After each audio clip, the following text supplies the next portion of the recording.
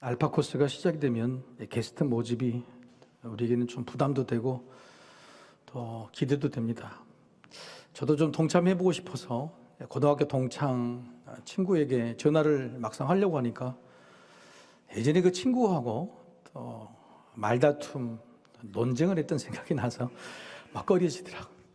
그 친구는 변호사인데 그 친구하고 무슨 이야기를 했냐면, 믿음 이야기를 하다가 이제 좀 배우고 하신 분들의 논쟁이 뭐죠? 신이 있느냐 없느냐, 뭐 이 논쟁이 되는 겁니다. 신이 있느냐 없느냐 시작은 이렇게 멋있게 하고 또 있는 것처럼 그렇게 논쟁하는데, 논쟁의 끝이 뭐냐면은, 그래 신이 있다고 치자. 근데 그 신이 나에게 도움을 줄 수 있느냐, 나에게 도움을 주는 신이 있느냐라고 결론이 맺어지는 것, 여러분도 늘 경험하셨을 겁니다. 그 친구하고도 이야기도 그랬습니다. 그래 알았다, 그렇다 치자. 그런데 예수 믿어서 뭐가 잘 됐는데, 뭘 얻고 받았는데, 너에게 좋은 거 뭔데, 이렇게 저에게 질문하는 것으로 마무리가 됐죠. 저는 이번 알파코스에 그걸 대답을 주려고 합니다. 와 봐라, 오면 나에게 무슨 유익이 있는지, 어떤 도움이 있는지 보게 될 것이다, 이렇게 전화를 하고 싶은데 용기가 있는지 모르겠습니다. 여러분도 용기를 내시길 바랍니다. 사람의 생각의 폭이라는 게 이렇습니다. 아무리 좋은 진리가 있고 가치가 있어도, 그래 있다고 치자. 근데 그게 나에게 무슨 도움이 되는데, 나에게 뭘 줄 수 있는데 라고 논쟁의 끝은 결론이 되죠. 여러분, 손이 있잖아요. 손이라는 게 손바닥이 있고 손등이 있잖아요. 사람이 생각이 짧아요. 손바닥만 보고 살죠. 손등 볼 일이 별로 없잖아요. 겨울이나 돼야 볼 것 같죠. 근데 손의 가치가 그것만 있는 게 아닙니다. 하나님께 손을 만들어 주실 때는 뭔가를 이렇게 물건을 움켜쥐고 네 것으로 차지하라고 이렇게 주신 것도 있지만은, 사실은 손을 펴라고 만들어 주신 이유도 굉장히 많아요. 여러분, 손을 쥐는 것도 많지만 손을 펴 살 일이 있습니까 없습니까? 굉장히 많죠. 하나님이 영광 받으시 손을 펴야 되죠. 옆 사람에게도 위로와 격려해 줄 때 손을 펴야 되죠. 뭔가를 나눠줄 때도, 뭔가를 양보할 때도 손을 펴야 돼요. 그래서 사실은 이 손이라는 것은 내 것으로 옮겨치는 것만 생각하면, 그래서 뭔가 나눠주고 손을 펴서 줄 수 있고 또 그것 때문에 얻을 수 있는 관계를 생각하면, 왜 사람은 받는 것만 생각하느냐, 내 손에 옮겨지는 거 유익만 생각하느냐. 사람은 그렇게 좁은 채로, 인생의 폭, 생각의 폭, 행복의 폭이 좁은 채로 살아가야만 하는 것일까. 몇 주 전에 어떤 권사님이 상추푸대를 이렇게 싹 싸들고 교회로 들고 오시더라고요. 아이고, 권사님, 이 더운 날씨에 그 텃밭에서 이렇게 상추를 읽어가지고 누가 먹은다고 그렇게 가져오셨어요? 그랬더니, 목사님 먹을 사람 많아요, 달라는 사람 많다고 그러시는 거예요.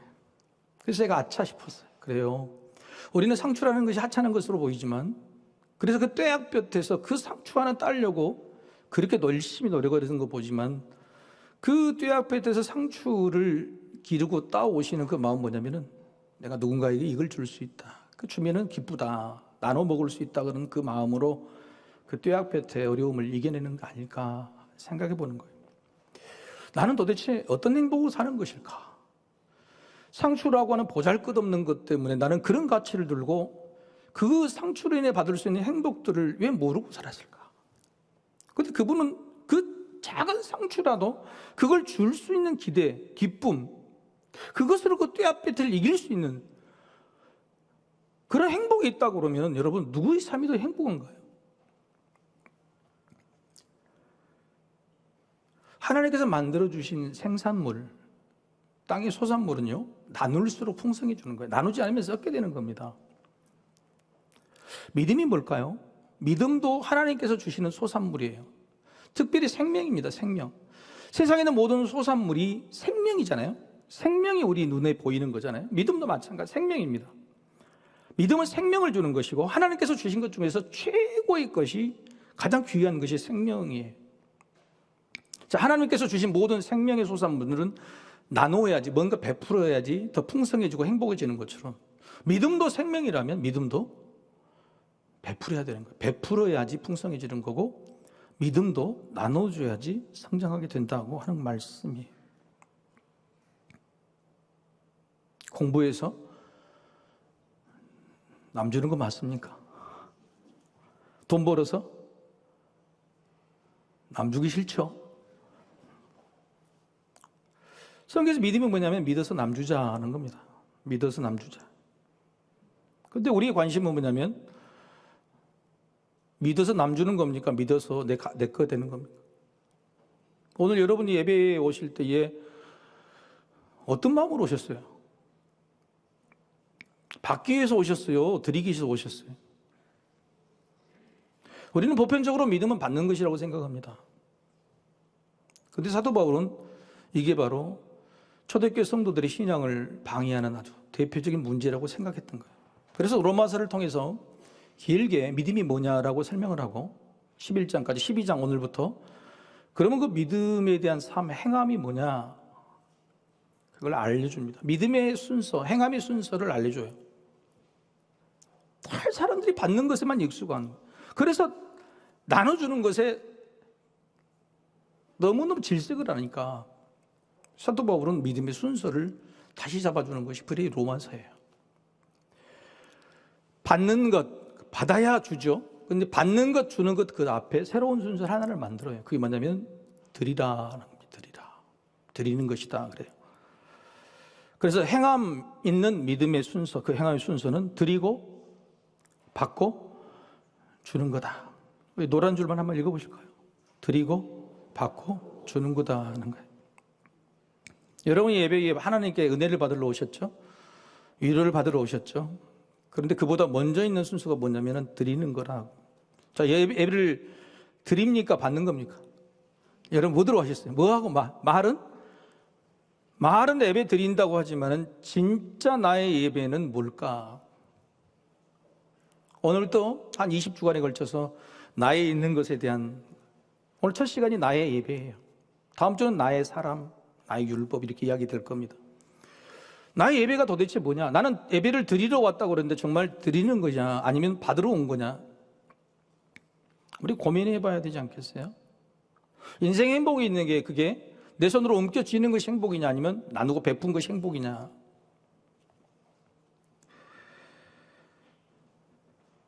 사도 바울은 받기 위해서 믿는 사람들, 우리 양심이 찔리죠? 받기 위해서 믿는 사람들에게 이미 받았다고 말하고 싶었던 겁니다. 이미 받았다. 아, 나는 이미 받았네. 이미 받은 것이 많기 때문에 나는 충분히 나눠줄 수가 있는 거예요. 텃밭의 상추가 매일매일 자라고 있기 때문에 하나님께 주신 그 생산물을 나에게 주셨기 때문에 나는 언제든 누구에든 나눠줄 수가 있는 거예요. 사도 바울은 우리에게 정말로 받고 주는 그것이 너무너무 힘들고 어려운 삶에 허덕이는 사람들에게 하나님께 먼저 드리라 그러는 거예요. 그런데 드리기 위해서는 하나님 우리에게 주신 것이 있어야 되잖아요. 기본적이고 지초적으로 먼저 주신 것이 있어야 드릴 거 아닙니까? 그래서 먼저 드리라는 말은 뭐냐면 이미 받은 것이 많다는 것을 보라. 한번 읽어볼까요? 자, 시작. 먼저 드리라는 말은 이미 받은 것이 많다는 걸 보라는 뜻이죠. 오늘 본문 12장부터는 행함인데요. 11장까지는 교리입니다. 이 순서를 이야기해줘요. 지식적으로. 그런데 그 11장까지의 굉장히 어려운 교리들의 마지막 정리를 하는 말이 있어요. 그 정리하는 말이 이거예요. 로마서 11장 34절에서 36절 말씀 제가 읽어보겠습니다. 누가 주의 마음을 알았느냐? 누가 그의 모사가 되었느냐? 누가 주께 먼저 드려서 갚으심을 받겠느냐? 이는 만물이 주에게서 나오고 주로 말미암고 주에게로 돌아갑니다. 그에게 영광이 세세 있을지어다. 아멘. 이게 무슨 말이냐면 누가 주의 마음을 주의 뜻을 아는 사람 누가 있어? 하나님의 뜻을 아는 사람 누가 있어? 하나님의 모사가 돼 하나님의 지식과 지혜로 그대로 사는 사람, 사람들의 가르치고 진리를 구현하는 사람 누가 있어? 세 번째는 너희가 하나님께 뭘 드렸냔 말이에요. 드리는 게 뭐냔 말이에요. 믿음과 교리의 문제는 바로 이런 거, 지식의 문제고 네가 뭘 봉사하고 행했냐는 문제고 판단의 문제고 하나님의 뜻을 분별하는 그런 문제지만 그 모든 것이 너에게서 나온 게 아니야. 너희 것이 아니야. 모든 만물은 주께로부터 나온다. 주로부터 하나님으로부터 나온다고 하는 것이 사도 바울의 결론이에요. 그 말은 뭐냐면 네가 뭔가 행하고 뭔가 드리고 뭔가 나눠주고 하는 이 일이 있기 전에 모든 것이 하나님께로부터 왔다, 그 하나님께 받았다고 하는 사실을 네가 깨달으면 이 일이 쉬워진다는 겁니다. 여러분, 예배가 뭐죠? 예배는 달라고 더 달라고 더 주시라고 드리는 예배가 아니에요. 하나님께 이미 받은 것에 대한 감사가 진짜 예배예요. 우리는 저 문에 들어오기 전에요, 세상에 힘들고 어려우니까 이 문 들어온 순간부터 하나님 은혜를 주세요, 치유해 주세요, 나에게 위로를 주세요, 깨달음을 주세요라고 달라고 하죠. 근데 하나님은 거꾸로 물어보신 겁니다. 너한테 안 줬냐고. 저 세상에서는 내가 안 주대? 저 세상에서 너를 이끌어주지 않대? 이미 너에게 준 것이 없어? 라고 물어보는 거예요. 그래서 세상에 이미 우리 삶 속에서 하나님께서 이미 나에게 이미 주신 것이 무언가를 아는 사람은 저 문에 들어올 때는 감사를 드리고 싶고 찬양을 드리고 싶고 하나님께 영광을 올려드리고 싶은 거예요. 근데 세상에서 받은 것이 없다고 생각하는 사람이 여기 오면은 허덕허덕 막 달라고 하는 거예요. 위로를 받으려고 하는 거예요. 자, 그렇다면 우리는 예배를 드리는 거 맞아요? 우리가 이런 고민, 나의 예배가 뭔지를 고민해봐요. 아니, 드리는 것도 없으면서 막 달라고 하는 게 맞냔 말이에요. 여러분, 예배는 쉽게 예절과 같아요. 예절. 자녀를 가르치는 예절 중에 제일 중요한 예절이 뭐냐면 밥상머리 예절입니다. 밥상머리. 왜냐하면 밥상에서 사람의 욕심과 욕망, 탐심들이 다 나와요. 여러분, 며느리나 사위를 구할 때요, 밥을 먹을 때 어떻게 먹는가 첫 번 보면 알아요. 지가 먼저 먹으면 탈락이. 맛있는 거 먼저 공략하면 탈락이. 여러분, 어렸을 때 우리 자녀들하고 밥을 먹을 때 지금도 야, 너희들도 먼저 먹어라, 바쁘니까. 그렇게 이야기하지 마세요. 부모가, 엄마가 다 올 때까지, 아빠는 엄마가 올 때까지 기다려. 다 앉아서. 그리고 기도하고 엄마 아빠가 먼저 들면 그 다음에 내 순서 들어. 이렇게 이야기해야 돼요. 여러분, 밥상머리 예절이요, 우리가 무엇이 중요한지를 알게 하는 거예요. 남을 배려하고 존중하고 내가부터 챙기는 것이 그게 삶을 행복하게 만드는 게 아니고 남의 것부터 챙기고 배려하고 드리고 그렇게 베풀어야지 네 삶이 행복하다는 걸 알게 만드는 거, 밥상머리 예절이에요. 그 예절이 바로 예배예요.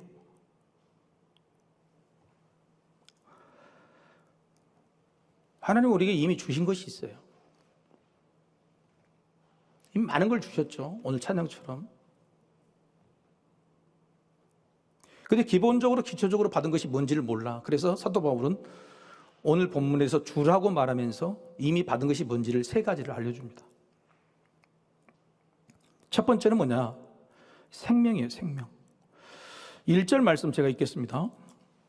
그러므로 형제들아, 내가 하나님의 모든 자비하심으로 너희를 권하노니 너희 몸을 하나님이 기뻐하시는 거룩한 산 제물로 드리라.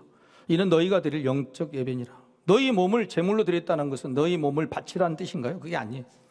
그렇다면 마지막에 영적 예배가 아니라 육적 예배가 되겠죠. 그래서 이 몸이라는 뜻은 뭐냐면 생명입니다. 생명. 너의 삶, 생명을 이야기해요. 너의 생명을 하나님께 드리는 마음으로 사요. 그게 바로 하나님께 드릴 영적 예배라고 말하는 거예요. 우리가 하나님으로부터 생명을 받았기 때문에 너희도 하나님께 생명을 드리는 마음으로 드리는 예배, 삶. 나의 모든 것은 하나님의 것입니다. 이게 깨달아지지 않으면 드릴 게 없어요.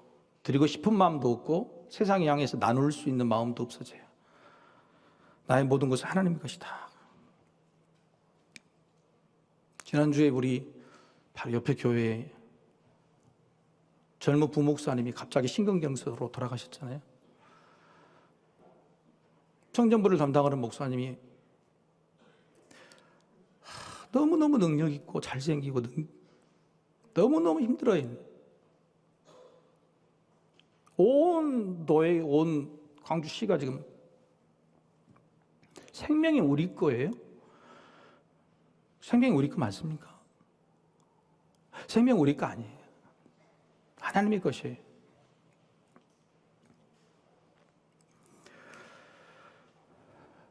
자녀들이 가끔 그래요. 엄마 아빠가 나한테 해준 게 뭐가 있는데, 다른 사람처럼 돈도 유산도 없고 뭐 해준 것도 없다고 그럴 때 우리는 여기까지 전라도 사투리로 부해가 막 차오르죠. 막 화가 막 뭔가를 내가 그 말이 뭐냐면 내가 네한테 해준 것이 왜 없어? 그런데 이걸 말을 못 꺼내는 거예요. 하나님이 그러세요. 하나님이 우리한테 다 해주시는데 여전히 아무것도 받지 않는 것처럼 수시로 달라고 하는 우리들에게 내가 너에게 해준 것이 왜 없어? 라고 말씀하고 싶으세요. 신체 발부는 제일 현명하신 삼부때 수지 부모라. 신체 발부가 뭐죠? 몸신, 몸체, 바른 신체, 바른 이 털 말합니다. 부는 뭐냐면 피부를 말해요.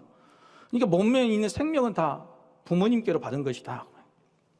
그런데 여기까지만 말하면 유시간 인정을 못 받죠. 그 다음에 말이지 그 다음에 말이 뭐죠? 불감해상 효지시하라. 어떻게 하셨어요? 불감해상은 효지시하라. 이게 뭐냐면은 신체는 부모님이 주신 건데 그것을 훼손하지 않는 것이 효의 기본이라고 하는 거예요. 그런데 여러분 우리가 살면서 피부 안 다쳐요? 머리 안 깎아요? 여러분 할 수 없이 하잖아요. 그래서 이 말은 뭔 말이냐면 예전 6.25는 그걸 잘못된 거예요. 그러니까 머리를 안 깎고 막 이거 다치면 막 죄송하다고. 신체 발부는 수지부모라. 부모님께 생명을 받았다는 사실을 잊으면 안 된단 말이에요. 그 잊으면 안 되는 그 생각이 효의 근본이라고 이야기하는 겁니다. 효의 근본처럼 믿음의 근본이 뭐냐? 신체 발부는 수지 우리 하나님이에요. 생명 하나님께 받은 것, 그 사실을 잊어버리지 않는 것이 효의 근본처럼 믿음의 근본이라는 거예요. 그래서 로마서는 11장 36절에 모든 교리의 마지막에 바로 이 말을 하고 너희가 행하라고 이야기하는 겁니다. 같이 읽어볼까요? 자, 시작. 이는 만물이 주에게서 나오고 주로 말미암고 주에게로 돌아감이라. 그에게 영광이 세세히 있을지어다. 아멘. 과거 주에게서 생명을 받았고 주로 말미암고 지금 살아있는 것도 주로 말미암은 것이고 그리고 주에게로 돌아감이라. 미래의 우리의 생명, 영생도 하나님의 손에 달려있다. 할렐루야. 이걸 깨달아 알면 예배가 돼요. 예배 때는 그걸 감사하는 거예요. 두 번째 우리에게 주신 것은 뭐냐? 이미 기본적으로 주신 것은 믿음입니다. 믿음. 3절 말씀이에요. 내게 주신 은혜로 말미암아 너희 각 사람에게 말하노니 마땅히 생각을 그 이상의 생각을 품지 말고 오직 하나님께서 각 사람에게 나누어 주신 믿음의 분량대로 지혜롭게 생각하라. 하나님께서 나누어 주신 것이 믿음이에요. 믿음의 분량이에요. 우리는 믿음이 나의 믿음, 나의 선택, 나의 결단이라고 생각해요. 그런 사람은 꼭 교회를 옮겨 다닙니다. 꼭 교회를 실망하고 하는, 여러분 믿음이라는 건 그런 게 아니에요. 믿음은 하나님께서 주신 거예요. 요즘 들어서 제가 나이를 먹으면서 깨달은 게 뭐냐면 믿음이라는 것이요 지키기 어렵다. 믿음 지키기가 너무너무 어렵다. 60, 70, 80 먹어도 믿음을 제대로 지키는 사람이 많지가 않아요. 심각하고 위대한 위기나 유혹당할 때 다 믿음을 저버리고 끊어지더라고요. 늘 그런 것이 믿음도 하나님께서 주시고 지키지 않으면 못 지키겠구나. 그 생각을 해봤어요. 지난주에 한 성도님이 와서 면담을 했는데 너무너무 기대하고 고대한 일들이 이루어졌는데 그게 또 낙심이 실패가 됐어요. 펑치 앞에서 울고 저도 같이 울었어요. 오랫동안 기도를 같이 했거든요. 그러면서 한다는 소리가 목사님 우울증에 걸렸어요. 왜요? 그랬더니 제 믿음이 이 정도인지 몰랐어요. 모태신앙에서 내가 믿음이 좋은 줄 알았더니 이렇게 힘들고 어려운 일이 나니까 하나님을 원망하게 되고 기도도 안 되고 아무것도 안 되더라고요. 내 믿음이 너무너무 바닥인 것을 알고 그것 때문에 너무 부끄러워서 우울증이 걸렸다고 하는 거예요. 제가 뭐라고 대답했을까요? 그런 믿음이 진짜 믿음이라고 그랬어요. 그런 믿음이 진짜 믿음이라고. 우리는 믿음 있는 척 착각하고 산다는 거예요. 내 믿음으로 뭔가 할 수 있는 척 착각하고 사는 거예요. 그런데 정작 위기나 고난 앞에 내 믿음으로는 아무것도 할 수 없음을 고백하게 되는 거예요. 그게 진짜 큰 믿음이 아닐까.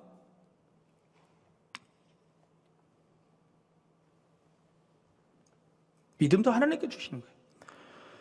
그래서 방금 읽으신 3절 말씀에 그 이상의 생각을 품지 말라는 거예요. 네 믿음을 하나님 주신 그 분량대로만 생각해. 네 믿음이 네가 열심히 노력해서 기도하고 봉사하고 열심히 쌓아지면 엄청 좋아질 거라고 생각하지 말고 그런 믿음조차도 순식간에 믿음은 무너지는 거예요. 하나님이 주시고 하나님이 지켜주셔야 돼요. 그런 마음이 우리한테 있어요. 그게 진짜 큰 믿음이에요. 주님, 내 믿음으로 자만하고 교만한 것을 용서해달라고 하는 기도. 그게 믿음이 자기 분량이고 자기 겸손이고 하나님께서 기뻐 채워주실 믿음이다 하는 거예요. 믿음 좋은 사람이 어디 있어요? 믿음 좋은 사람이 어디 있냐고요. 위기와 환난 앞에 주님 그렇게 말씀하시죠. 주여 주여 부른 자 중에 마지막 말세 때에 내가 진정 믿음을 볼 수 있을까라고 말씀하셨어요. 그 믿음을 하나님 지켜주시면 안 되는 거예요. 그걸 인정하는 거예요. 그게 예배예요. 주님, 오늘 이 시간 하나님 나에게 다시 한번 믿음을 달라고, 세워달라고 하는 거예요. 세 번째는 은사입니다. 은사. 하나님께서 이미 기본적으로 우리에게 주신 것이 은사입니다. 6절 초반절에 우리에게 주신 은혜대로 받은 은사가 각각 다르니, 그러니까 은혜로 은사를 주셨다고 하는 겁니다. 여러분, 은사가 뭐죠? 은사 그러면은 막 신유의 은사, 몸 고치고 능력 베푸는 이런 은사, 능력이라고 생각하는데요. 저는 이런 것을 생각할 때 너무 마음이 아파요. 왜냐하면 은사라는 말을 쓴 사람이 누구냐면은 사도 바울이에요. 사도 바울이 고린도서나 갈라디아서나 그리고 오늘 로마서에서 은사라는 말을 쓸 때 사도 바울이 말하는 은사는 그런 은사가 아니에요. 막 신유의 은사, 막 엄청나게 큰 능력을 발휘하는 은사, 그런 은사를 이야기하지 않았어요. 오늘 여러분 본문에서 각기 사람들이 주시는 은사가 뭐예요? 섬기고, 가르치고, 위로하고, 구제하고, 긍휼을 베푸는 게, 그게 무슨 능력이에요? 그래서 사도 바울이 원래 은사라고 말하는 것은요, 능력이 아니라 사명이에요. 삶이에요, 삶. 이게 무슨 차이가 있습니까? 능력이라고 하면 나에게 유익하지만 사명이라고 하면 남에게 유익한 거예요.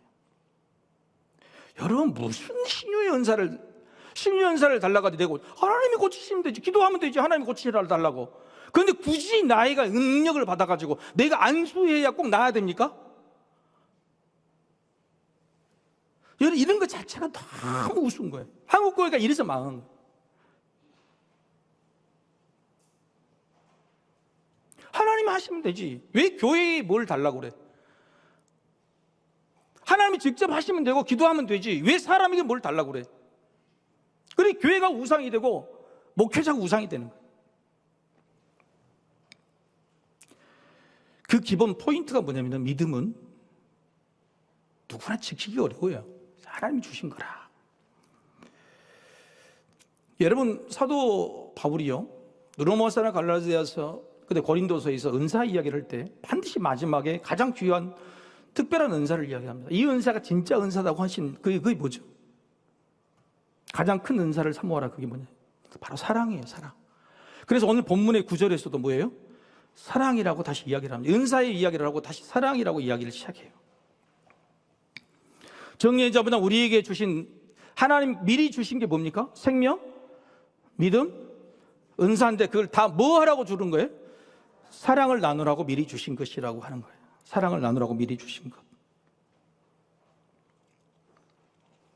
하나님 내게 주신 모든 것이 살아있는 것, 예수 믿기에 교회 다닌 것, 그리고 나에게 뭔가 능력을 주시고 특별한 달란트를 주신 것은 네 혼자 먹고 손 움츠리라고 주는 게 아니고 사랑으로 나누라고 주신 거라. 놀라운 것은 그렇게 나누고 세상 사람이 주는 것을 내가 예배로 받겠다, 예배로 인정하겠다라고 하는 거예요. 그래서 저 세상에서 하나님이 주신 것에 감사하고 누군가에게 나누고 산 사람은 여기 예배당에 들어오면 너무 감사해요. 하나님이 주신 것으로 보잘것없지만 나눈 것에 너무너무 감사하는. 그런데 저기서 혼자 움츠리고 살고, 그래서 실패하고 내 생각대로 안 된 사람들은 여기 들어오자마자 왜 안 주셨냐고 그러고, 왜 내 때 안 맞춰주셨냐 그러고 더 달라고 그러고 때를 쓰는 거예요. 나의 예배가 뭘까? 도대체 내가 생각한 예배가 뭘까? 부모에게 생명 받고 공부 다 가르침 받고 유산도 나름대로 받았으면서 나중에 부모한테 가가지고 왜 나한테 안 주냐고, 더 안 주냐고 때를 쓰는 사람하고 뭐가 다르냐 말이에요.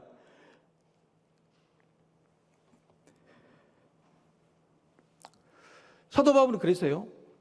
이미 너희가 받은 것인데 그걸 나누지 못하는 마음이 있다. 그걸 나눌 수 있는 방법에 대해서 알려줘요. 저는 이 말씀을 읽고 머리를 맞은 것 같았어요. 내가 이렇게 로마서를 자주 보고 강의도 하고 설교도 했는데 이걸 왜 몰랐을까? 독특한 표현인 이 특별한 표현을 여러분과 같이 은혜를 나누고자 합니다. 6절에서 8절 말씀. 자, 이걸 읽고 나서는 이 화면을 그냥 놔두세요. 6절, 8절. 같이 한번 여러분도 유심히 한번 읽어보실까요? 자, 시작. 우리에게 주신 은혜대로 받은 은사가 각각 다르니 혹 애언이면 믿음의 분수대로, 혹 섬기는 일이면 섬기는 일로, 혹 가르치는 자면 가르치는 일로, 혹 위로하는 자면 위로하는 일로, 구제하는 자는 성실함으로, 다스리는 자는 부지런함으로, 긍휼을 베푸는 자는 즐거움으로 할 것이니라. 여러분 한번 보십시오. 하나님이 우리에게 주신 은혜가 주시죠. 다릅니다. 하나님이 주신 거예요. 은혜. 은사가 다르니 애언이면,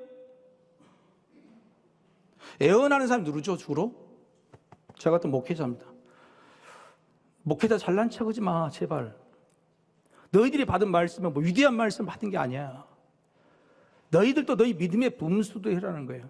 그 다음에 상반부의 세 개는 너무 놀라운 말씀. 섬기는 일이면 섬기는 일로, 가르치면 자면 가르치는 일, 위로하는 자면 위로하는 일. 이게 왜 무슨 말이에요? 예를 들어서 섬기는 일이면 능력껏 열심히, 가르치는 자면 공부도 열심히 해서 뭐, 위로하는 자면은 진실로 이렇게 써야 되는데 왜 똑같은 말을 반복했을까요? 한번 따라해 봅시다. A는 A다. 하나님이 주신 것인데 마치 네 것처럼 포장해서 라면 박스 사놓고 사진 찍지 말라는 거예요. 그냥 하나님이 주신 그거 그대로, 섬기는 일이면 그냥 섬기라. 하나님이 그대로. 가르치는 자면 마치 네 지식처럼 가르치지 말고 하나님이 주신 그 지식 그대로 가르치라고. 위로하는 자는 마치 네가 막 사랑이 많아서 위로하는 것처럼 폼잡지 말라는 거예요. 위로하는 자는 그냥 위로하라고. 왜? 그것은 누가 주신 거예요? 하나님이 주신 것이고 하나님이 하신 것입니다. 할렐루야. 이 놀라운 말을 하면서 믿음의 분수라는 이야기를 하는 거예요. 두 번째 단락에는요, 첫 번째는 이게 말을 반복해서 어떻게 우리가 사랑을 나누는 방법이에요. 두 번째는 말의 실천입니다. 말의 실천. 말의 실천 부분은 여러분, 구제하는 자는 성실함으로, 다스리는 자는 부지런함으로. 한번 같이 읽어봅시다. 그 뒤에 구제하는 자, 거기서 그것부터 읽어봅시다. 시작. 구제하는 자는 성실함으로, 다스리는 자는 부지런함으로, 긍휼을 베푸는 자는 즐거움을 하라. 이건 다르죠. 근데 여기 한 뜻이에요. 이게 무슨 뜻이냐면 말만 하지 말고 행동하라 하는 거예요. 근데 행동을 어떻게 하느냐? 첫 번째, 구제하는 자는 성실함으로 하라. 이 성실함 뜻이 뭐냐면 단순한 관대함이에요. 이게 무슨 뜻이냐면 네 머리로 굴려서 하지 말라는 거예요. 누군가를 도움을 줄 때는 네가 네 필요한 것을, 네게 있는 것을 주지 말고 이렇게 물어보라는 거예요. 뭐가 필요하세요? 뭐가 필요하시냐고, 뭐가 부족하세요? 라고 물어보래요. 여러분, 교회가 돕는 일이 이게 문제였던 거예요. 우리는 우리 예산에서 뭐가 필요한 것들 주면 감사해라. 여러분, 그게 아니에요. 우리가 누군가를 도울 때 그 사람이 자존심 상하지 않으려면 뭐가 필요하십니까? 라고 물어봐야 돼요. 이거 필요할 것 같아서 갖고 왔다고 말하는 게 아니고요, 뭐가 필요한지 물어봐야 돼요. 여러분, 이게 바로 성실함이라는 뜻이에요. 부지런함이에요. 다스리는 자는 부지런함이라는 뜻은 뭐냐면 원어적인 급히. 다스린다고 시간이 있어, 나중에 시간 되면 갈 게가 아니라 지금 급하면 지금 가야 되는 거예요. 누군가의 위에 있는 사람은요, 밑에 있는 사람을 볼 때 늘 급한 상황에서 먼저 가야 된다. 세상에 급한 일을 당한 사람에게는 반드시 먼저 가야 돼요. 세 번째, 긍휼을 베푸는 자는 즐거움이다. 이 즐거움은 뭐냐면 한번 따라해 볼까요? 쎄쎄쎄가 뭐예요? 자, 모르세요? 손을 잡고 이렇게 쎄쎄쎄 하는 거 모르세요? 이 즐거움이라는 것은 내가 뭔가 구제하고 뭔가를 긍휼을 베풀면서 느끼는 즐거움이 아니고요, 저 사람과 같이 손을 잡고 얼굴을 맞대는 즐거움이에요. 저희 교회는 바로 이 일을 이 말씀에서 받아서 해요. 돈이 있으면 필요하면 나눠준 게 아니라 나눔터에서 직접 얼굴을 대면하고 당신들이 필요한 걸 가져가시라고 직접 손을 잡고 상담을 해드린 거예요. 여러분, 이 일이 얼마나 하나님께서 우리에게 주시는 아름다운 일인가요? 나누는 방식, 베푸는 방식이 어떻게 되는 것을 하는 거예요. 다 같이 돌다 동대 한 바퀴 직접 가야 돼. 우리는 늘 긍휼을 베푸고 나누라는 말만 들었지만 도대체 어떻게 하고 있는지, 어떻게 드리고 있는지, 그것이 삼위 예배인지를 생각해 보자는 겁니다. 여러분, 목회자로서 가장 보람을 느낄 때가 언제냐면 제가 설교나 강의를 했을 때 그걸 듣고 나중에 성도님들이 목사님 그 말씀이 맞았습니다. 실천해 봤더니 맞습니다. 최근 들어서 저에게 어떤 집사님 모셨어. 목사님 죄송합니다 그래요. 뭐가 죄송해요 그랬더니 목사님이 예전에 설교하다가 한번 질문을 하셨대. 근데 그 질문을 했는데 저는 목사님 대답과 반대로 부정을 했다는 거예요. 근데 그 질문이 뭐냐고 내가 물어봤더니 사랑의 사람이 겸손합니까? 겸손한 사람이 사랑합니까? 라는 질문이에요. 제가 흔적이 있죠? 기억이 전혀 안 나세요? 여러분, 사랑하는 사람이, 사랑이 있는 사람이 겸손합니까? 아니면 겸손한 사람이 사랑을 합니까? 다 다르잖아요. 그래서 그분도 그랬대. 목사님, 사랑하는 사람이 겸손한 거지 뭔 소리고 있습니까? 근데 저는 겸손한 사람이 사랑한다고 말했대요. 부정을 했는데 살다 보니까, 사랑하다 보니까 목사님 말씀 맞았다. 겸손한 사람이 사랑하는 것이라. 겸손한 사람이 사랑하는 것이라는 것을 깨달았대요. 여러분은 이제 어떻게 생각하세요?